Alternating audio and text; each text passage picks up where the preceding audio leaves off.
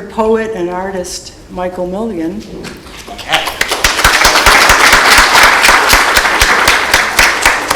We look forward to hearing more music after the ceremony. Good evening, I'm Judy Ferrara, chairperson of the Stanley Kunitz Medal Committee, and on behalf of the committee members, Susan Elizabeth Sweeney, Heather McPherson, Joe Fusco Jr., John Hodgen, and the Worcester County Poetry Association. Welcome to the 9th medal ceremony.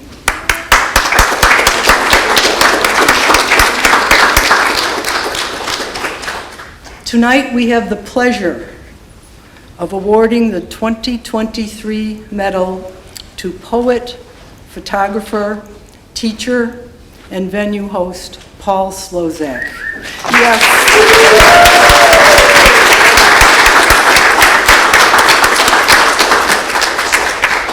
Thank you all for taking part in this celebration for Paul. 8 previous recipients you have seen on the screen, and all past nominees, of whom not only create and share their poetry, but demonstrated their lifelong commitment by teaching poetry, consequently mentoring poets, and actively support organizations that nurture poetry. Deserving of our congratulations tonight are also poets Roger Martin and Sharon Harmon, who were also nominated for this year's medal.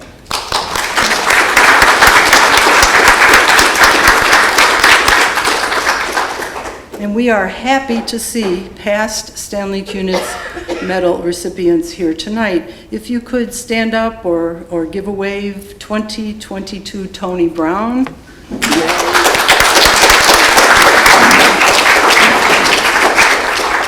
2021 Eve Rivka.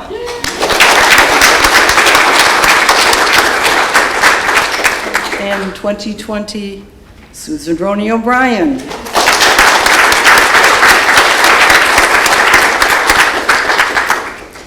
It behooves me to repeat a brief history of,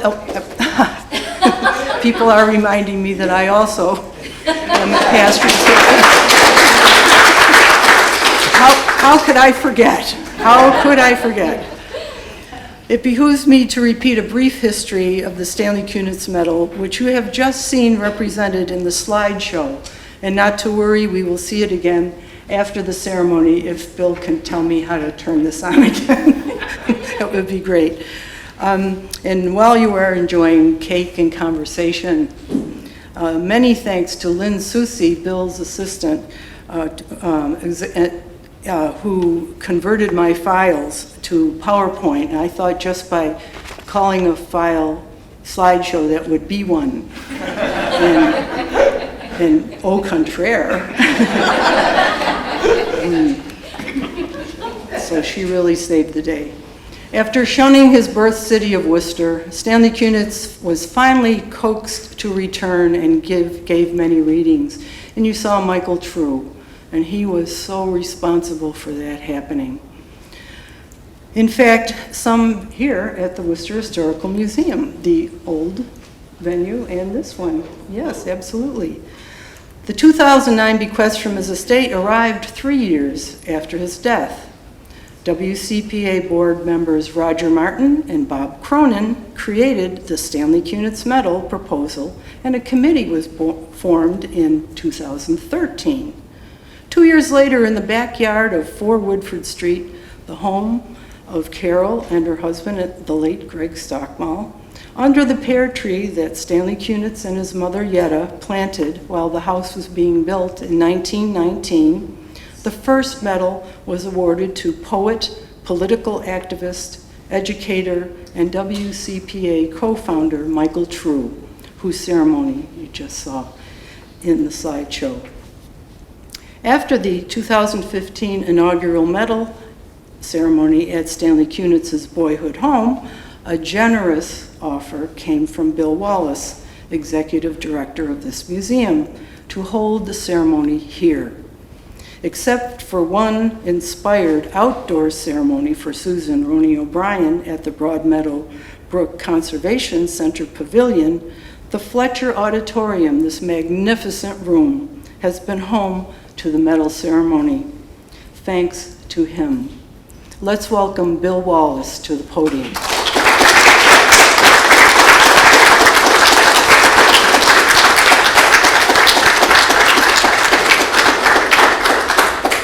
Two can play this game. Thank you. It's a pleasure to have you all here this evening again. What better place to celebrate great Worcester history, a great Worcester poet, and great Worcester poets of today and tomorrow than at the Worcester Historical Museum, where we all take our place in the larger Worcester story. So we're delighted. Thank you for that brief overview. And I want to remind you that it was in 1983. I'm in the wrong program. There's been too many today. I'm like the minister who gets to the funeral and forgets who's in the casket. But we'll forget that. It was in 1983. It was 40 years ago that Norma Feingold and Mike True linked up. And Mike True said, you have to get Stanley Kunitz to come speak for the Water Street exhibition about the East European immigrant Jewish experience. Stanley wasn't overly excited about that, I don't believe, but Michael convinced Norma that she should pursue, and if you knew the late Norma Feingold, she never took no for an answer. So, and the rest was history. And if you read this new book called The Feast of Losses, I don't know if you happen to have seen it, but in there is a photograph of Stanley reading at the Old Museum in January of 1984 as part of that celebration. If you look carefully at the picture, he's reading from the podium, I should say the podium, the pulpit of Old South Church that was torn down to build City Hall. And there's cords and wires everywhere trying to give him light, and we didn't know really what we were doing. So we're glad you came back. So thank you again for being here this evening. We look forward to next year. We congratulate Paul on his award this evening. And Judy asked me to read some of my personal poetry, but I deferred. So I encourage you instead to read A Feast of Losses, see that picture of Stanley, and to continue as you do to celebrate everything that's good and great about this city that we all enjoy. Thank you.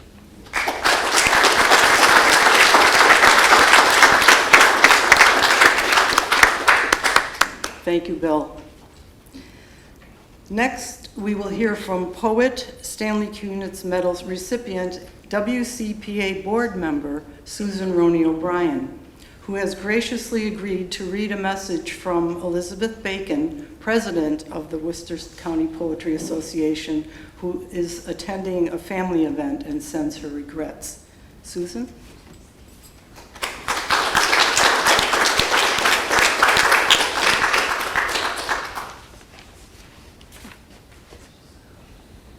I get shorter every year.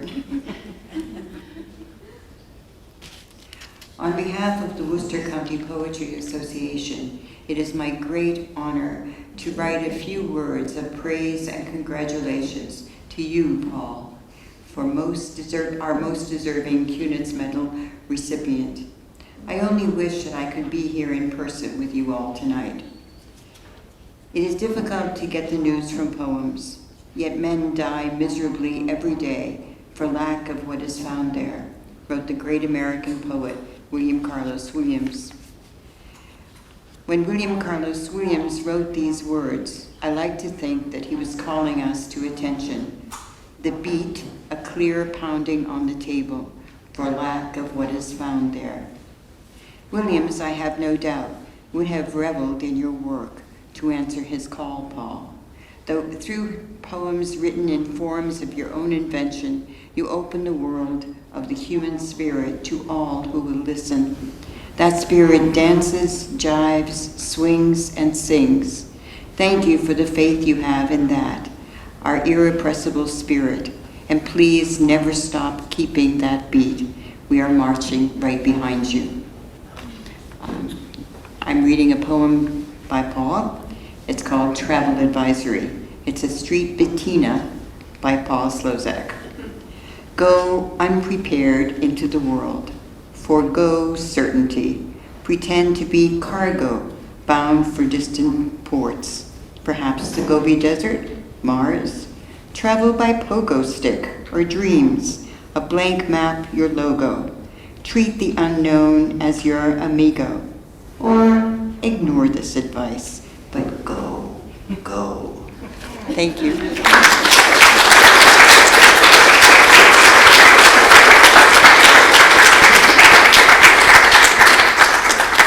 Thank you, Susan. Tonight's ceremony continues with the tradition. Committee members choose a Stanley Kunitz poem to read. Missing from tonight's festivities is poet and teacher John Hodgen, who is attending a family event and sends his regrets. Now let's welcome seasoned humorist, writer, and poet who will be familiar to readers of Worcester Magazine, Joe Fusco Jr.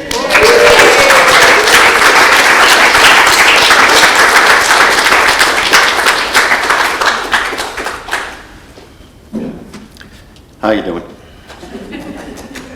Just a personal aside, Paul and I go back to the poetry parlor in Sturbridge when I was a shy, unassuming writer,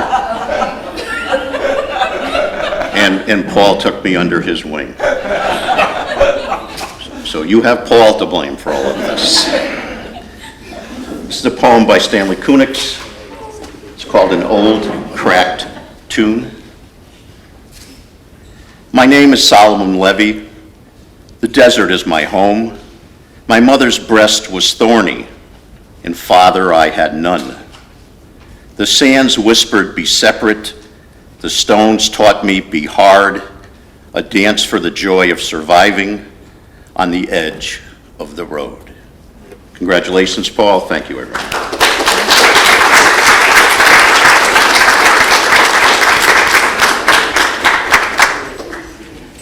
Beautiful job, Joe. Thank you. Next, it is my pleasure to introduce outstanding educator, essayist, poet, and scholar, Heather J. McPherson.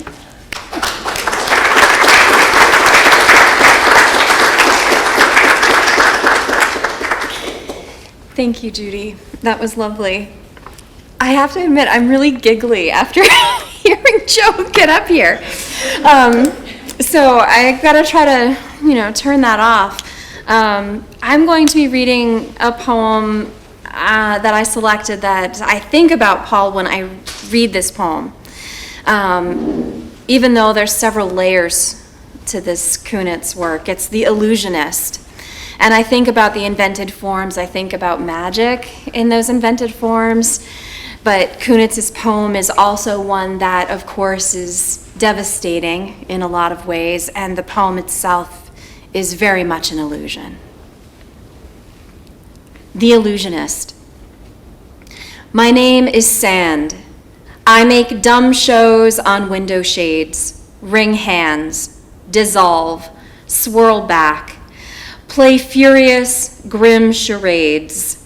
In airless room confined, thick with curds of night, I live upon my mind, am 6-foot parasite, am envy, like a vein run dry, am hypocrite, whose bone case melted down, shimmers with scaly wit. What have I not permitted? What flagrant postures taken, nor shown the head matted, nor the white forehead broken, but parodied my life, assumed eccentric forms, retreated into leaf, made branches of my arms, groveled, clung in hiding to my father's rotten wall. Thank you.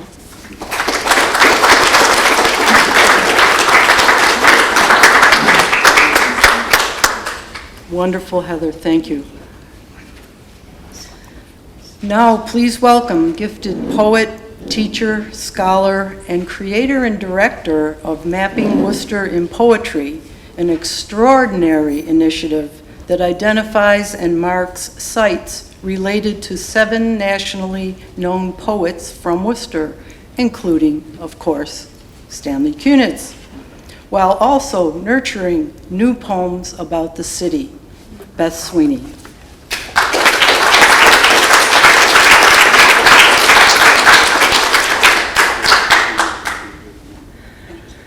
In honor of Paul, or perhaps I should say, in honor of Paul,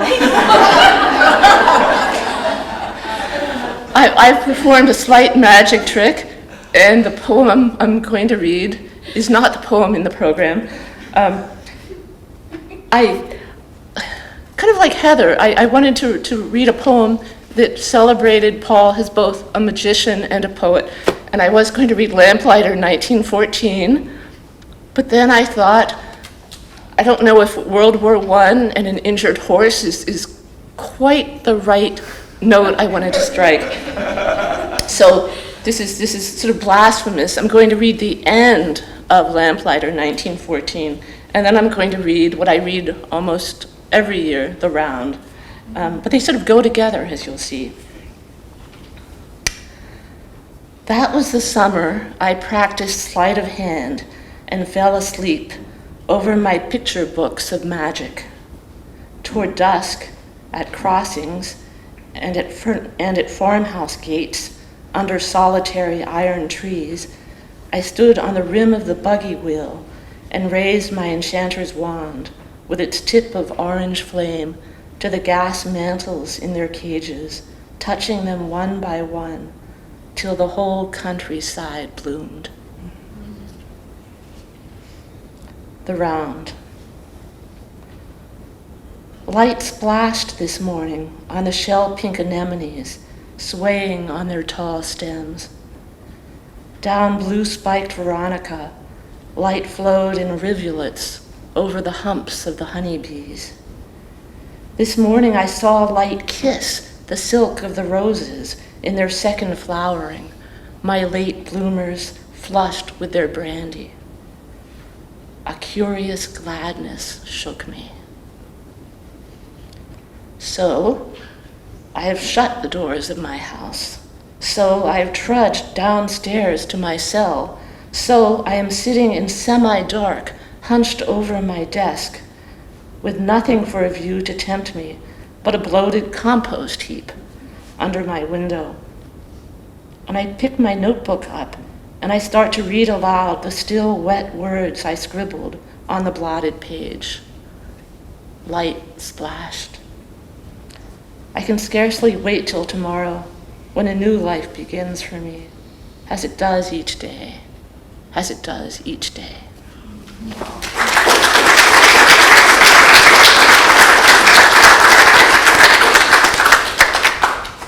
Thank you, Beth. That was beautiful.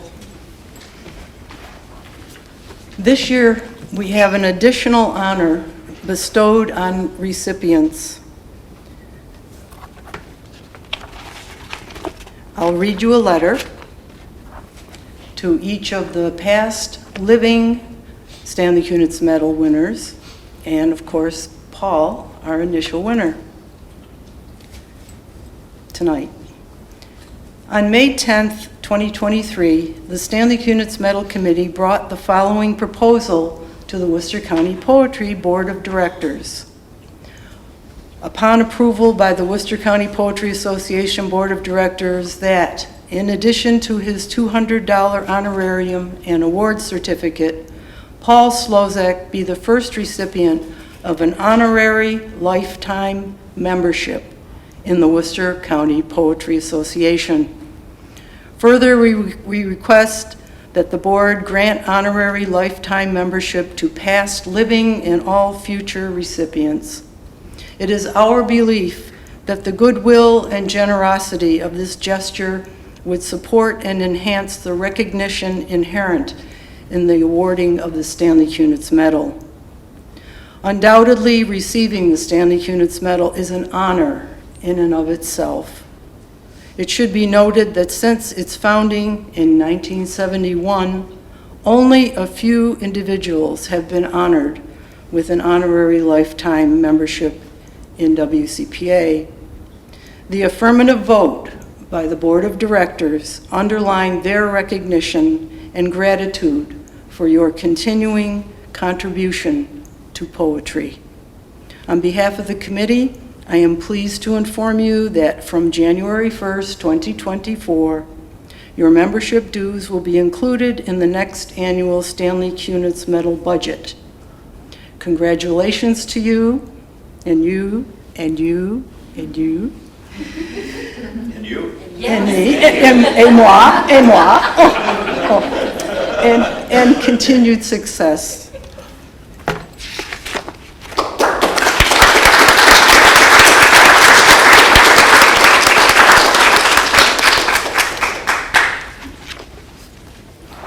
And now to the main event.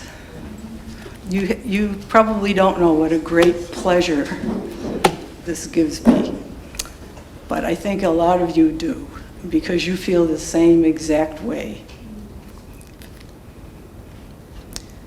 Stanley Kunitz told of this conversation with his mother, Yetta. I knew that I was going to be a poet from a very early age. I can picture telling my mother. She asked me what I wanted to do with my life, and I told her. I thought she would be shocked, but my mother said, I always felt you would do something like that. Paul Szlosek started writing poetry around 1967 at the age of 5. His mother collected his poems in a small booklet entitled Paul's Poet Tree. He continued to write poetry on and off through middle school, high school, and college, although most of his writing at that time was genre fiction and short stories before concentrating on poetry in the early 1990s. Paul Szlosek is a remarkably gifted and prolific poet. He has clearly demonstrated his commitment to poetry for more than 30 years.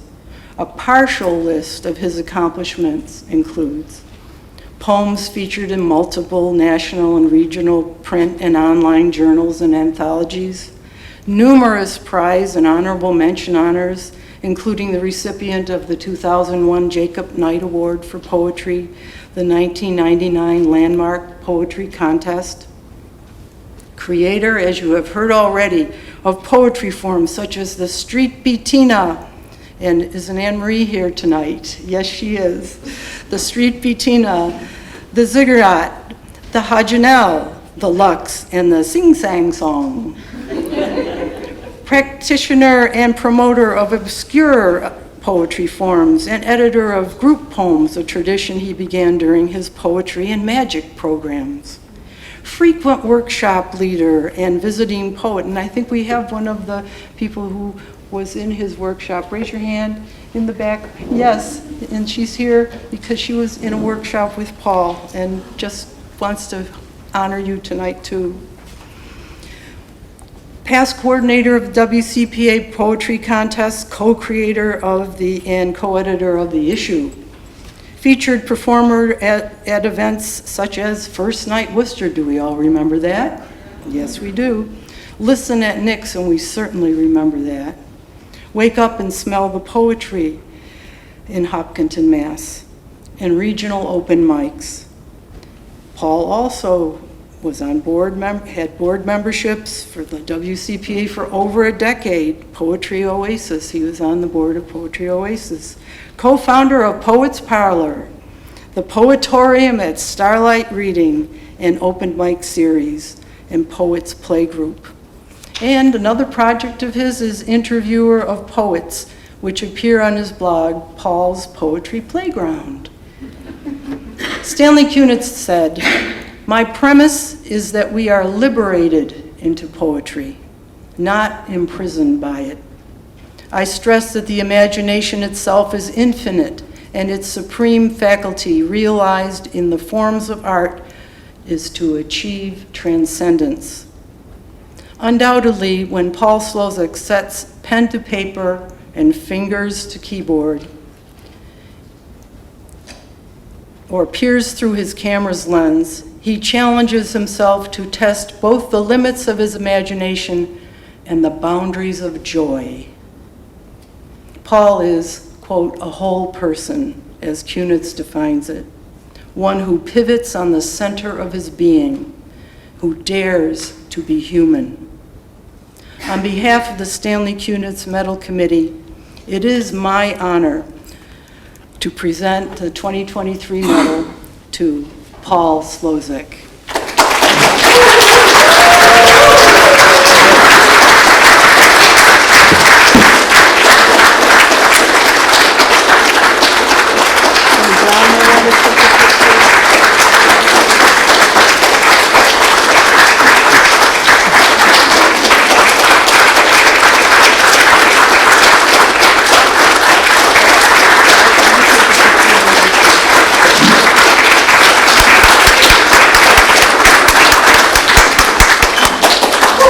Yes.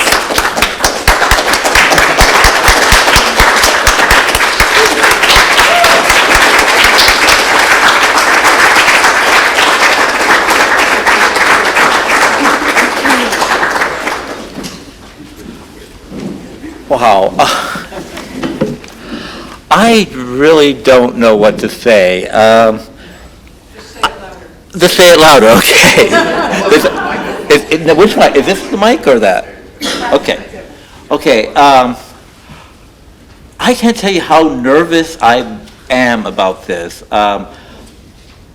The other day, I sort of panicked and I emailed Judy saying, how long do I supposed to speak about, the acceptance remarks? And she said, 5 minutes.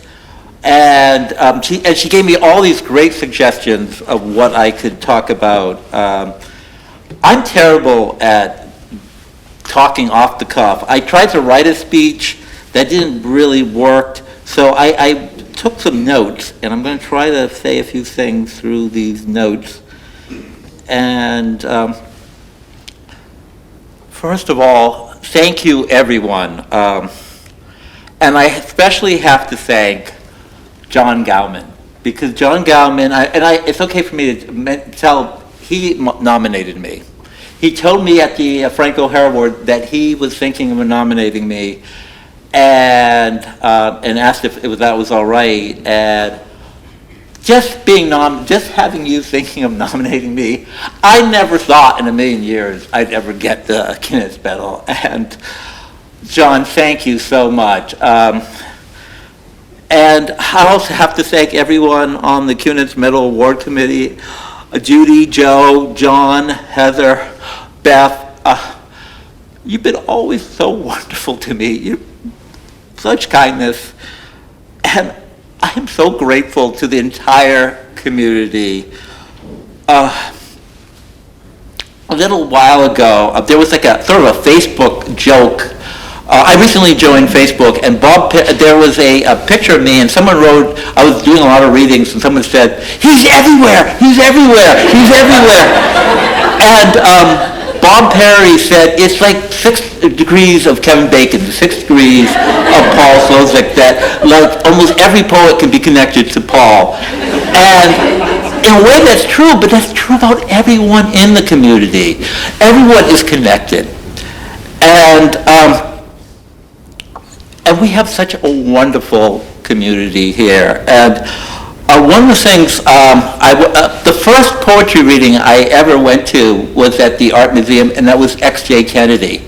And X.J. Kennedy, and I don't know the exact quote, but he always said that Worcester was one of the 3 top poetry centers of the nation, along with New York and San Francisco. And the second poetry reading that I went to was John Hodgin. I read an article about him in the newspaper, and he was reading at, I think it was the annual meeting, and I went to the annual meeting, and he was incredible. And Carl Johnson came up to me. Carl Johnson probably has included everyone into this, he is incredible. Because of him is why I joined. He is so kind. Everyone has been so kind. And I'm sort of paraphrasing Streetcar Named Desire. We have Blanche Dubois saying, always relied on the kindness of strangers. Well, I always relied on the kindness of poets. Poets, I was talking to Beth about this. Poets are the nicest people, and they have always shown me I'm not even sure if I deserve it, but such goodwill and kindness, and I don't know really what else to say. I owe everything to the community. I owe everything to poetry. What social skills I have, and it's not much, is because of poetry, because when I started my first reading, the Poets Parlor, with my great friend Mike Johnson, who's actually was the person that got me writing poetry. Well, he was the host of the reading back then, and it was sort of left to me. I had to greet people, and I had to talk to people and welcome people, and I didn't know how to do that, but I started talking to people, especially talking to people about poetry. For some reason, I'm able to do that, and that's one of the few things that I don't know what else to say. The TNG said something about that Paul Szlosek is a poet with extraordinary gifts. And I don't know what they're talking about, except I do have an extraordinary gift, and that is the gift of the Worcester poetry community and the WCPA. The WCPA, I got to see all my favorite poets because of the WCPA, and met all these wonderful poets in the community, and I just have to say, I love you all. Thank you for everything. Thank you. And I'm sorry, I'm not very good at that, but and now this comes to the, I guess, where I read poems. So,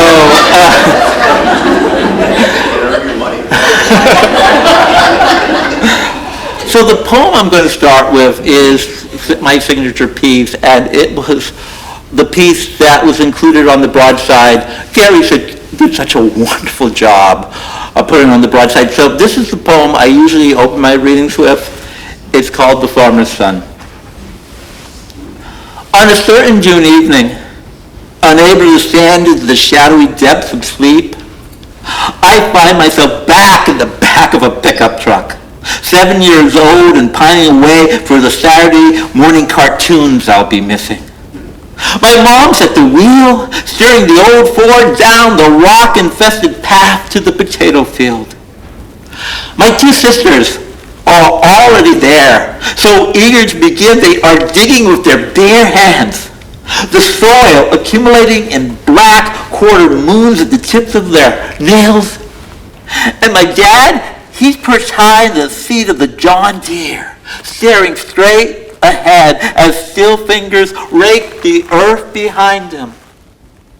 It's our job to walk these trenches, trying to tell the dirt-encrusted stones from spuds, dropping our bounty into burlap feed bags slung over our shoulders. I do not care to be here, laboring under the morning sun. I do not care for potatoes, except for their names. Kennebec, Catawba, Green Mountain, names too exotic, too divine for such bland-tasting fleshy tubers. I believe they are really the names of foreign kingdoms, lands of untold wonders. I am the farmer's son, but not a good one. I am by nature an indoor child, grown pasty by the blue light of the television screen. A pale boy who prefers schoolwork to farm work, who withers and faints while picking string beans in the summer heat.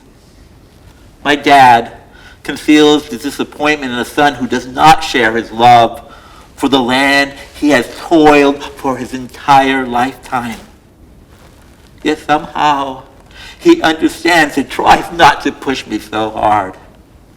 Perhaps he recognizes I am not a crop to be cultivated, but more like a weed which must spread its roots wherever it pleases to survive. And now, once again, it's 20 years in the future. The path I chose led not to the potato field, but to this cramped city apartment where I lie in an unmade bed, trying to come to grips with the passing of my father. harvesting longings and regrets. It is soul, not soil, I dig through now, and what I uncover may not be as comforting as potatoes.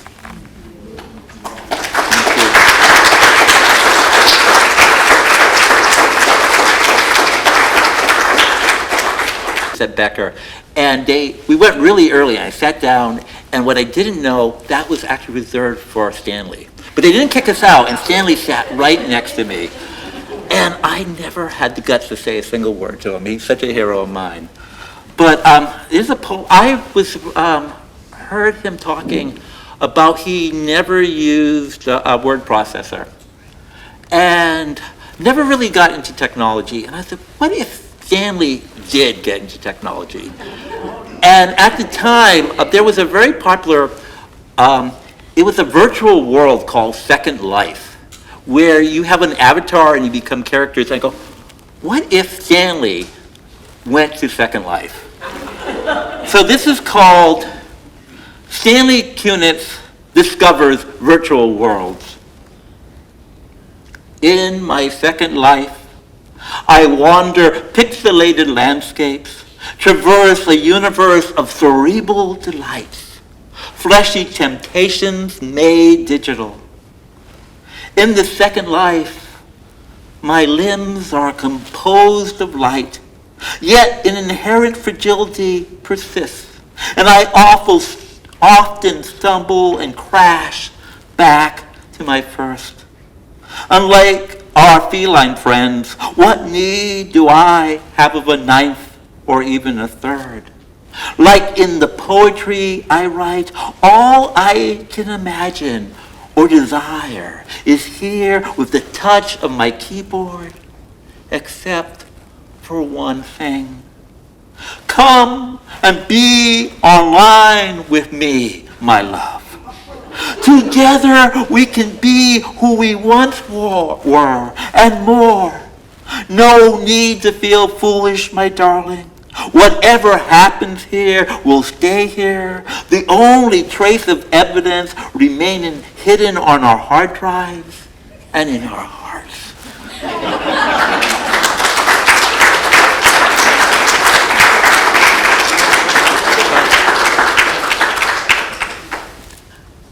You know, through my 30 years, I met so many wonderful poets, and they had such influences on me. And this is a poet that used to come to the Poets Parlor. I got to see her. I hadn't seen her for like 10, 15 years. I saw her when I did a tribute to the late Joan Erickson, who I absolutely loved. And Peggy O'Connell came, and Peggy O'Connell was the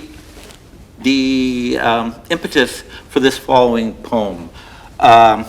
She asked me this question once at a Poets Parlor, and this is called, Why Do I Write? A girl with polygraph eyes asked me why do I write? And I am stunned. Although I heard the plea, why don't you stop writing, please? From desperate editors many times before. This is the first time anyone has asked me this particular question.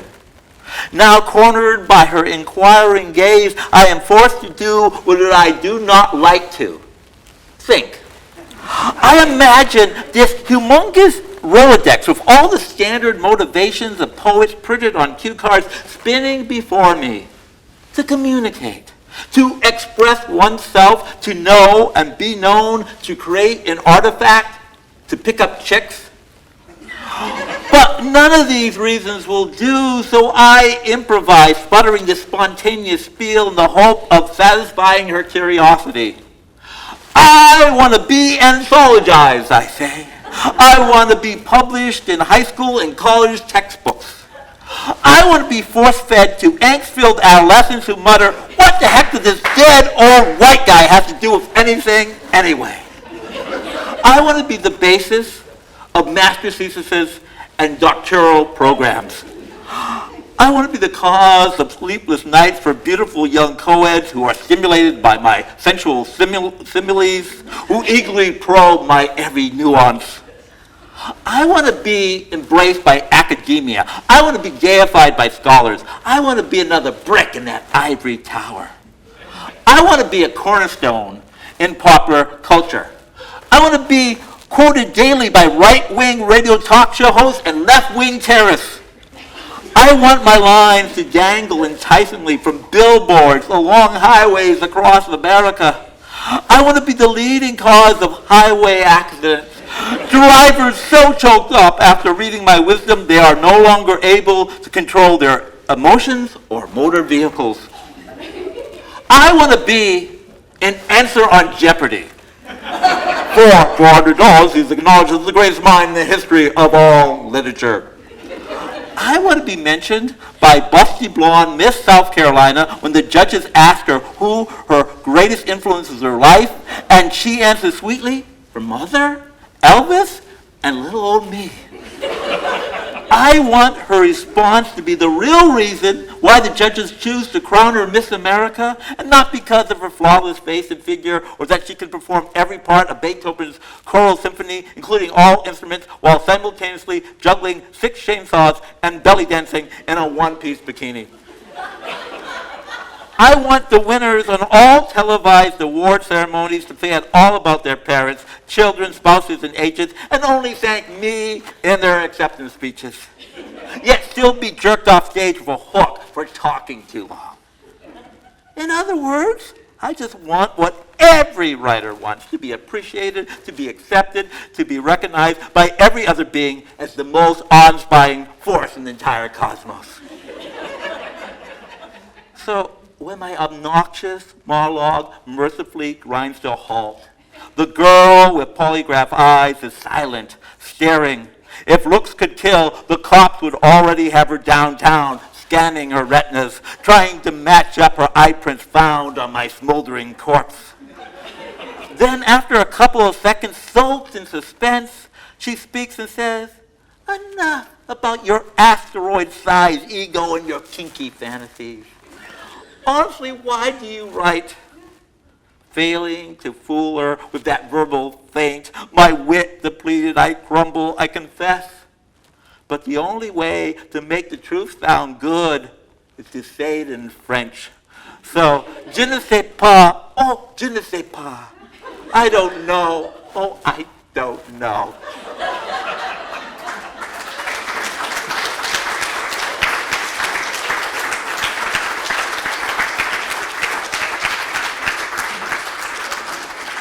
A few years ago, I was going through a notebook where I had written a poem, and I only wrote like half a poem. And I was looking at it, and after I had written that part, I met my beloved Ariel. And what happened was I was able to write that second part of the poem because of Ariel. And so it became a poem for Ariel, and it's called Wrong and Right for Ariel. For all my life, I have been wrong. Wrong so often for so long. Wrong about where babies came from. Wrong about the electoral college. Wrong as in mistaken, misguided. Wrong as inappropriate, inadequate. Wrong as being the wrong man at the wrong place at the wrong time. Wrong as in not ever being the right one. Never being considered any woman's Mr. Right. But right here, right now, as you grasp my right hand and look me right into the eyes and tell me that I am wrong. Wrong all along about being wrong, and that I am right for you, and you are right for me, and we are right for each other, and I have no right not to believe it. And for once in my life, right now, right here, as we kiss right on the lips, nothing is wrong, and everything seems right. I'm not wrong, right?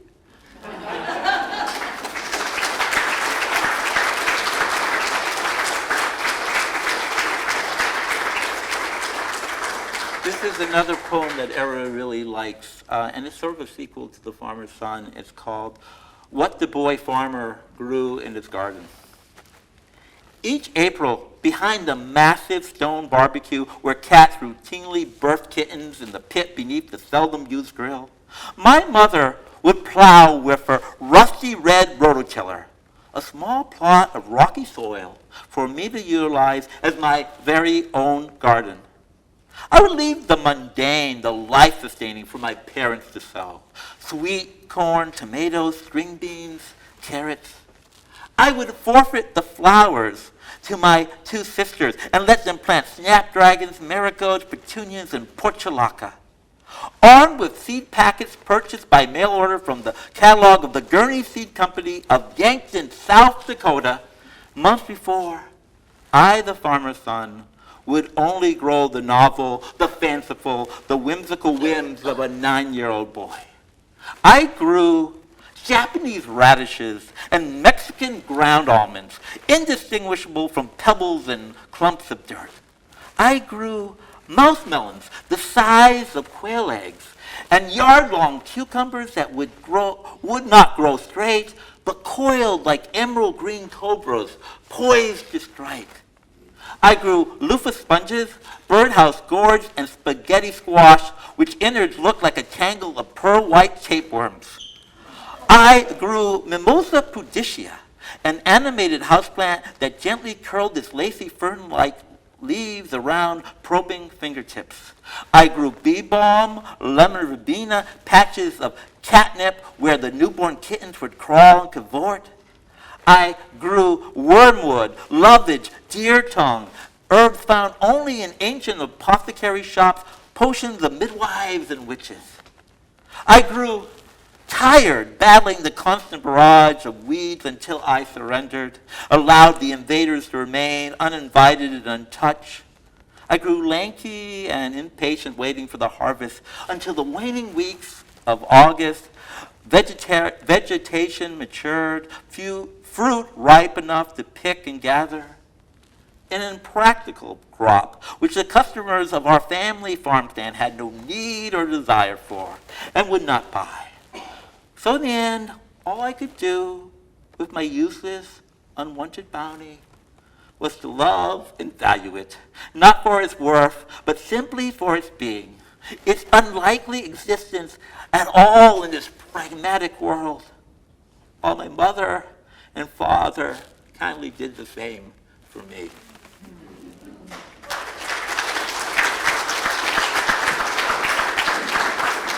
Now I get to the forms. The form that I'm really crazy about is something called the Beau Présent. And the Beau Présent is a poem that's written as a tribute to a person using only the letters contained in their names. And I've been writing I'm hoping to have maybe a chapbook. I wrote some for Robert Frost, John Hodgin, Stanley Kunitz. But one of my favorite of these is a poem I wrote for my cousin, who I hadn't seen for a long time. And I recently, like 6 or 7 years ago, we got together, and I inspired him to become a poet, which is the most amazing thing. He had no interest in poetry until I started talking about it, and he's quite a great poet. So this is a Beau Présent for Dwayne Szlosek, my cousin and childhood companion. And this is just letters. All the words contain just the letters in his names. On lazy weekends, we'd snooze, awake woozy and dazed, and swallow anise and seaweed soda. We'd walk dense, snowy woodlands, sneak down jank, dead-end alleyways. We'd saddle a seesaw, lasso a donkey, slay a dozen deadly snakes and eels. We doodled and drew yellow yaks, woolly weasels, and wall-eyed koalas. We yelled, yodeled, and kazooed as annoyed newlywed ladies looked on. Nowadays, we allow no nonsense, no looniness. We analyze essays and lessons, know only a swollen sense of loss, a deadness, needless sadness and woe. Oh, Dwayne, we need a new deal. Say we skedaddle, sail away on a slow wooden yawl on an endless odyssey and seek new lands and zany old ways. Yes? Okay? Okie dokie, yay. We'll do so on Wednesday.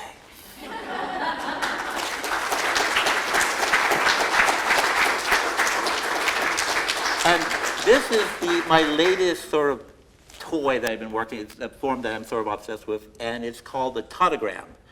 And a tautogram is simply a poem where every word starts with the same letter. And it's often confused with alliterative verse, but alliterative verse is actually every word starts with the same phonetic sound. So a tautogram is more visual, while it's more vocal is the alliterative verse.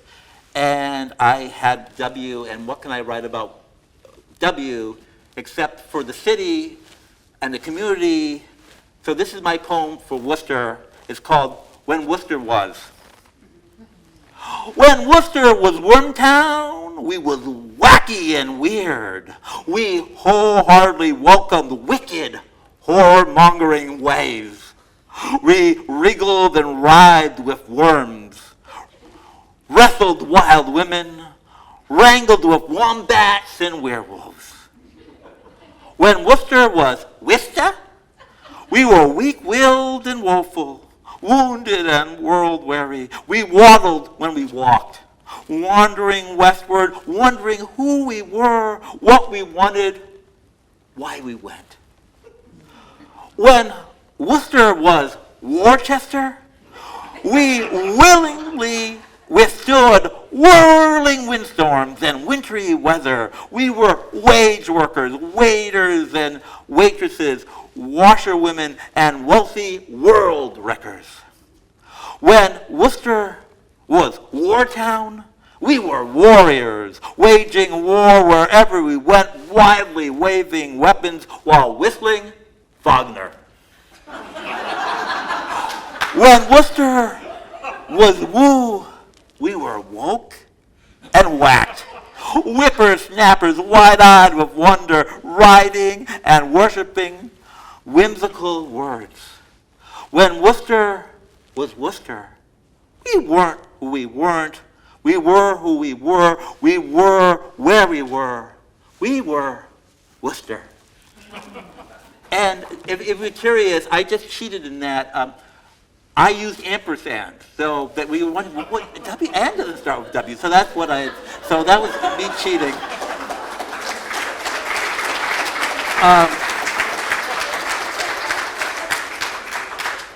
And Elizabeth Bacon, Susan, reading Elizabeth Bacon, had chosen one of my street patinas, and that was created for the anniversary of the Street Beat, Anne Marie's wonderful reading. And so I'm going to do one more. This is called Ghost Story. And the way this works is it's 8 lines of 8 syllables. The first syllable becomes the second syllable in the second line, the third syllable in the third, so on and so on and so on. So this is Ghost Story. Local legends say if you go solo into the deep, dark woods when the lotus blossom first blooms and the moon's low in the night sky, the girl in yellow will appear, her lips mouthing, "Hello, my love," while lunar light spills like lotion. And I'm missing the last line. Spills like lotion, and I don't remember it. Oh, while lunar light spills by like lotion, translucent as jello. Okay, good thing I remember that. And I mentioned, it was mentioned I created something called the Hodgenelle, and that was inspired, of course, by John, who I absolutely adore. And John is like such an incredible poet, and people don't realize he's the master of the monorhyme. He wrote this wonderful poem called Forget Me Not, where the whole poem turns on one rhyme. And instead of being silly like my poems, it is one of the most it's about the death of his brother, and it's one of the most incredible poems I've ever read. And it inspired me to create something called the Hodgenelle. And it's 21 lines, it has a monorhyme, and the first line is repeated as the 7th, the 14th, and the 21st. And I did write a serious one, but I'm not going to read the serious one. I'm going to read my very not serious one. It's called I'm Not Santa. It doesn't mean I'm Santa just because I wear a white beard. It seems I can't even walk down the street without being jeered with ho, ho, ho by nasty little brats, their faces smeared with jam. Adults even worse, drunk, voices slurred, all cheered up, whining that I never brought them a certain doll or multi-geared erector set. What would they do if I turned to them and sneered, "It doesn't mean I'm Santa just because I wear a white beard, and don't try to climb upon my lap. That would just be weird. My facial hair is real. I'm no mall Santa with fake whiskers adhered to my cheeks with spirit gum. It might be easier if I sheared the whole thing off, but I won't. I have persevered, endured stupid jokes about reindeer and elves, silently steered past taunting teens. Don't they know St. Nick's a figure not to be mocked, but feared? It doesn't mean I'm Santa just because I wear a white beard. Yet all my tormentors one day might find themselves speared with sprays of holly through their hearts, or basted and seared over an open flame like a Christmas goose, or simply disappeared down the chimney. So now that we have this matter all cleared up, please don't Santa me anymore. I must rather be King Lear, or from all you poets, Walt Whitman or John Greenleaf Whittier. It doesn't mean I'm Santa just because I wear a white beard.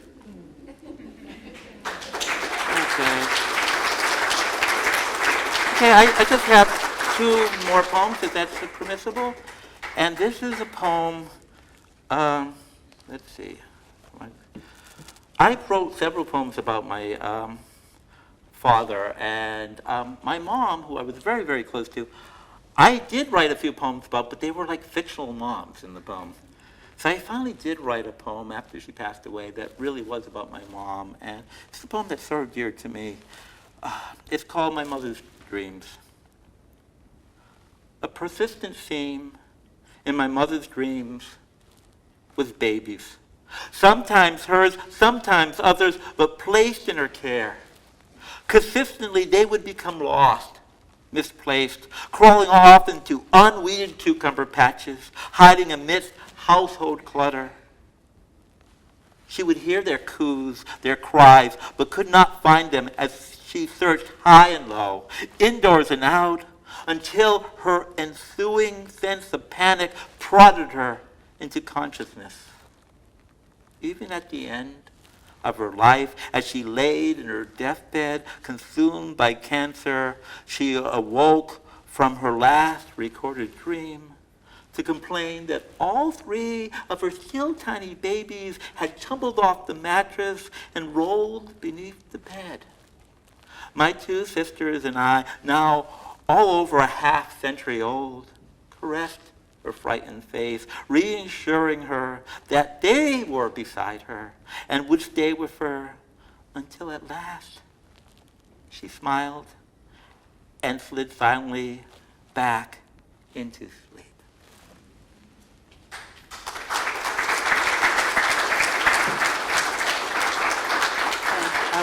One more poem, and I usually close most of my readings with this poem. This is a poem. I do a lot of poetry, and my friends from Southbridge, I don't think they understand why I do it, and I don't know what they know it's like. So I decided to write a poem to express what it's like to read poetry in front of an audience. So this is called Poet or Stripper. If I ever have a 17-year-old daughter, I admit the possibility of becoming quite remote. And one morning, as we're chowing down together on Pop-Tarts and Coca-Cola, she tells me she can't decide on a career, wavering between poet and stripper. I would have to advise her to choose the latter. Now, not even considering economics, and I heard a good stripper can pull down a couple thousand a week, but as a poet, she'd be lucky to see half of that in her lifetime. Stripping is obviously the much more moral, much less degrading profession. All you have to expose is skin. And the audience are always so enthusiastic and responsive, filled with respected members of the community like businessmen and politicians. But as a poet, you gotta perform in sleazy, run-down dives, reeking of amaretto and hazelnut, and cater to the whims of all those underground, on-the-fringe, alternative lifestyle types. You know who I mean, environmentalists, liberal thinkers, and the like. And they're usually so indifferent to the poor slob on stage, you practically have to beg them on hands and knees for them to listen, to pay any attention at all. And if they do, they are never satisfied. They keep demanding, take it off, take it all off. The pretenses, the false facades, the mask you wear in public. And you oblige, teasingly peeling away all the layers one by one, until your soul is laid bare, your essence revealed, and you're left standing there with your psyche hanging out for a room full of strangers to gawk at. Well, if you ask me, you have to be an attention-craving fool with no self-respect to want to do such a humiliating thing like that. And I just have to mention, every time I read this poem, I think of Tony Brown because I did it at a reading at the Moonstruck Cafe, and after I read it, Tony started stuffing dollar bills down my pants. So thank you, Tony. And thank you, everyone. You are amazing. Thank you.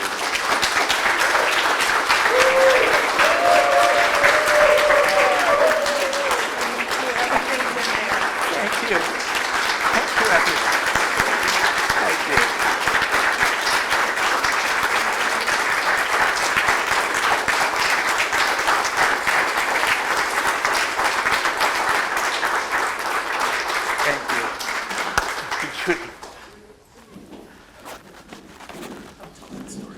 Oh, sorry. I always tell that story. I think it gets a bigger laugh than the poem itself. Well, wonderful, wonderful. Thank you, Paul. Thank you.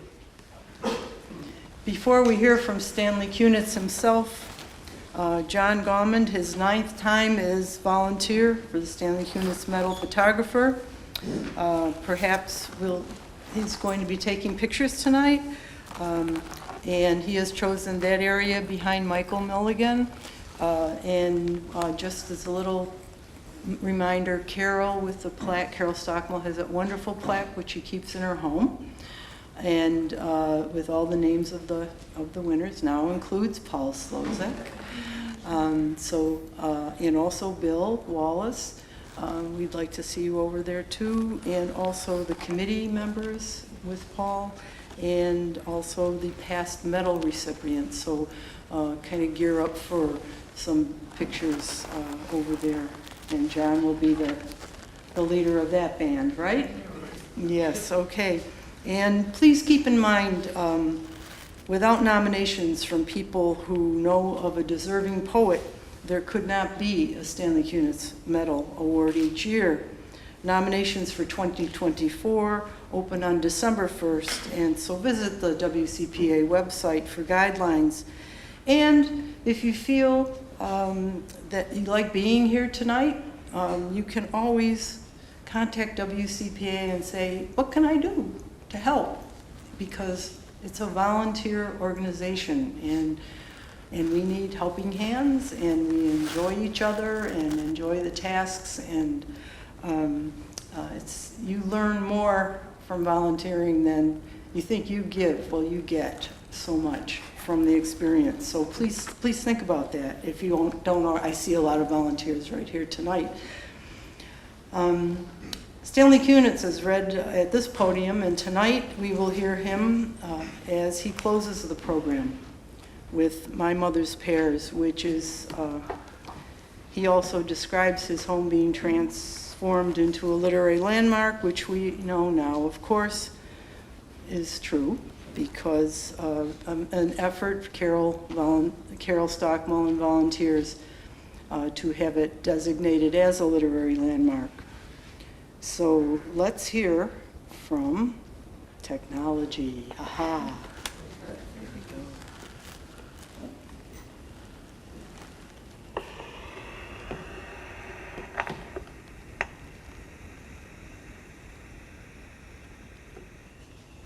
We're back in home territory now. This next poem is called My Mother's Pears. It's dedicated to Carol and Greg Stockmullen. They are the couple who occupy the house in Worcester where I was raised.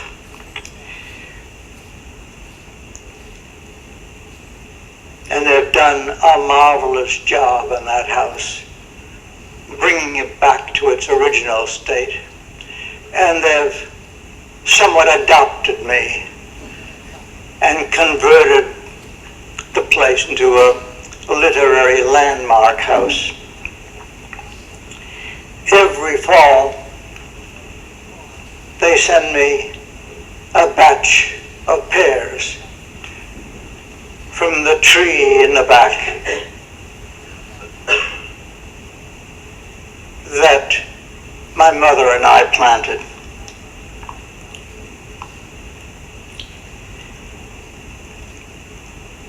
My mother's pears.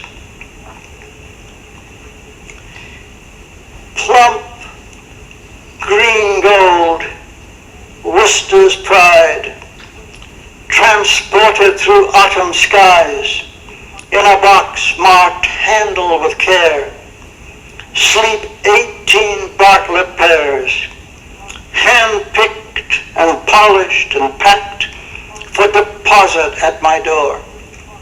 Each in its crinkled nest, with a stub of stem attached, and a single bright leaf like a flag. A smaller than usual crop, but still enough to share with me, as always at harvest time. Those strangers are my friends, whose kindness blesses the house my mother built at the edge of town, beyond the last trolley stop, when the century was young, and she proposed for her children's sake to marry again, not knowing how soon the windows would grow dark and the velvet drapes come down. Rubble accumulates in the yard. Workmen are hammering on the roof. I am standing knee-deep in dirt with a shovel in my hand. Mother has wrapped a kerchief round her head. Her glasses glint in the sun. When my sisters appear on the scene, gangly and softly tittering, she waves them back into the house to fetch us pails of water, and they skip out of our sight in their matching midi blouses. I summon up all my strength to set the pear tree in the ground, unwinding its burlap shroud. It is taller than I. Make room for the roots, my mother cries. Dig the hole deeper.